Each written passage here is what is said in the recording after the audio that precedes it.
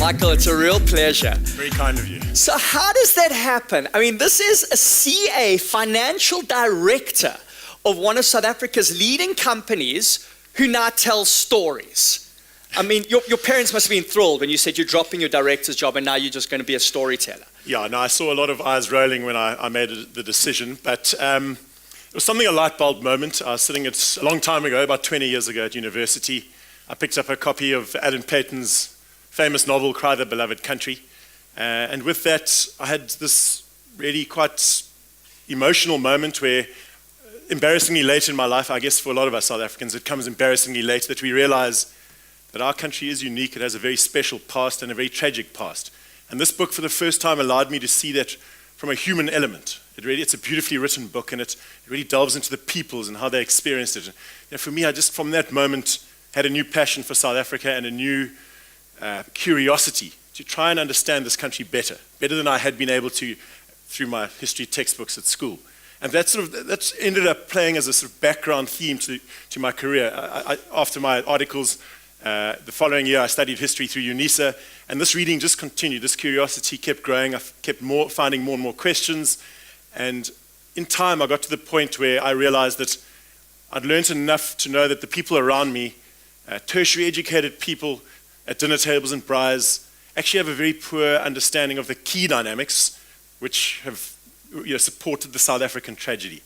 And so with that sparked this idea over a long period of time, I'd say probably a decade, where I dreamt of ways to try and make those dynamics more accessible to South Africans. You're not typically going to wake up and read Frank Welsh's 780-page history of South Africa in small print. So that was the basis for the idea. I mean, South Africa's history basically started when Jan van Riebeeck came to. It's a bad joke. Bad joke.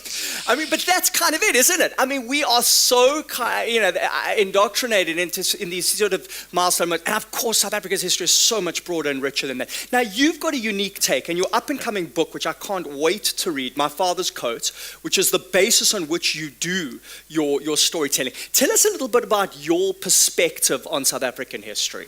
Yeah, so the story My Father's Coat is, the actual basis for it is not particularly special. I tell the history of South Africa as a story focused primarily on the last 200 years.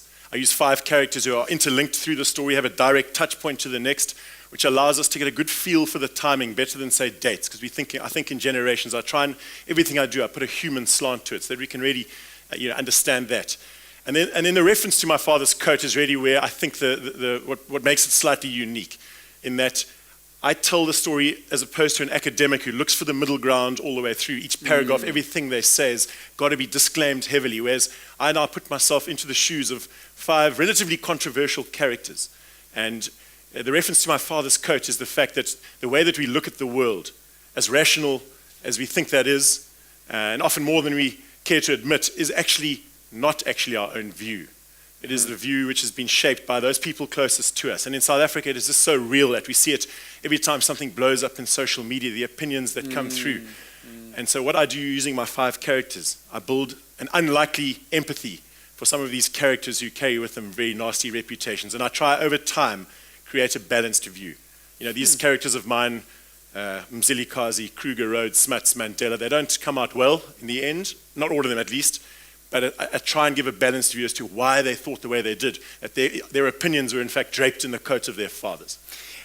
What is the objective? Is it for us to start to question our own biases, to figure that we maybe need to start changing our perspectives? What's your ultimate objective? Well, I mean, the obvious observation is that South Africa's past, I'd say more than many countries, more than most countries, will play a massive role in influencing our future.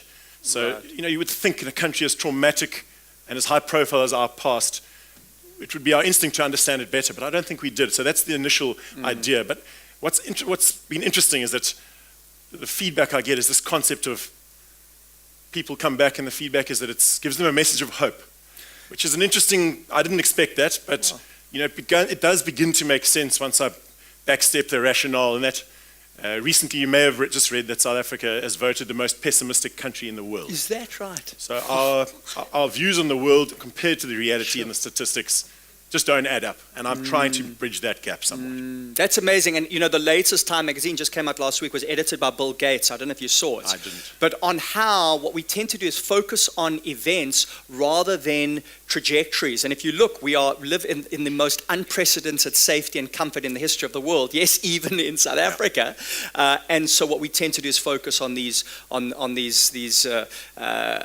of the black swans, right. and But I want to just ask you, as we close up, for our guests here today who have got a conference coming up, we've got event managers in the room, we've got people from organizations, why should they bring in Michael Charton? What are those audiences going to get? Yeah, look, I think off the cuff, it's entertainment. So it's a show, it's a 90-minute talk, which counts me out of certain conferences, but people use me at night or to kick off or to end off a conference to give a feel for an overlying course. But so the entertainment is a big part of it. It really is meant to be a fun, if emotional experience. I see a lot of emotion in it, but really to I guess, in a country which is feeling pressure in all sorts of ways, a lot of negativity, it does bring out a feeling of hope. And in the world where we are barraged with a news which is often frightening every day, this just provides a little bit of context which seemingly instinctively makes us feel that we have got a better chance than we might have before. So real entertainment and information and historical context for who we are as South Africans. Well, if you want to get a little taster of Michael, if you go to the Unique Speaker Bureau website, there are videos of him actually telling some of these stories, and they are absolutely riveting. So I really recommend go check them out. Michael, it's been an absolute pleasure, and can't wait to see you live in person. Cool. Thanks, Justin. Thank Appreciate you. it.